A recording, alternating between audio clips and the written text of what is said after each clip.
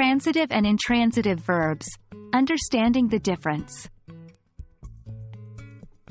Hello and welcome to our English language learning video series. Today, we'll be diving into the fascinating world of verbs, focusing specifically on transitive and intransitive verbs. Verbs are essential building blocks of any sentence, and understanding their roles can greatly enhance your English grammar skills. So, let's get started.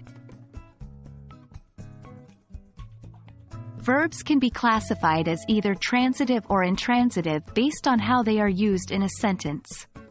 Transitive verbs require an object to complete their meaning. In other words, they need to be followed by a direct object to make sense. Let's look at an example. Example 1. The chef prepared a delicious meal. In this sentence, the verb prepared is transitive because it requires a direct object, which is a delicious meal. Without the object, the sentence would be incomplete. It's important to note that not all verbs can be transitive. Some verbs, like sleep, arrive, or laugh, cannot take a direct object and are, therefore, intransitive verbs. We'll explore them further in the next section.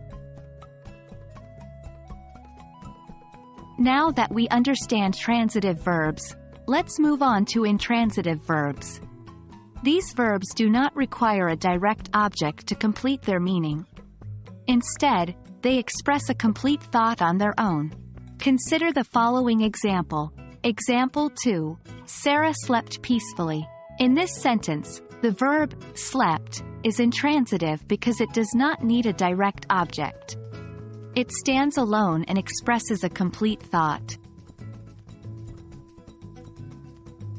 Differentiating between transitive and intransitive verbs can sometimes be tricky, as certain verbs can function as both, depending on how they are used. Take the verb run, for instance. Example 3. John ran a marathon. Transitive. John ran in the park. Intransitive. In the first sentence, ran is transitive because it is followed by the direct object, a marathon. However, in the second sentence, ran is intransitive because it stands alone and does not require an object. It's worth noting that some verbs can have both a transitive and intransitive form, such as break and open. For example, example 4. She broke the glass. Transitive. The glass broke easily. Intransitive. In the first sentence, broke is transitive, whereas in the second sentence, it is intransitive. Congratulations! You've now gained a solid understanding of transitive and intransitive verbs. Remember, transitive verbs require a direct object to complete their meaning, while intransitive verbs do not. Identifying and correctly using these verbs will greatly enhance your English language skills. We hope you found this video helpful and that it will aid you in your English language learning journey. Stay tuned for more exciting topics in our Grammar Fundamentals series. Keep practicing and soon you'll be mastering the intricacies of English grammar. Good luck and happy learning!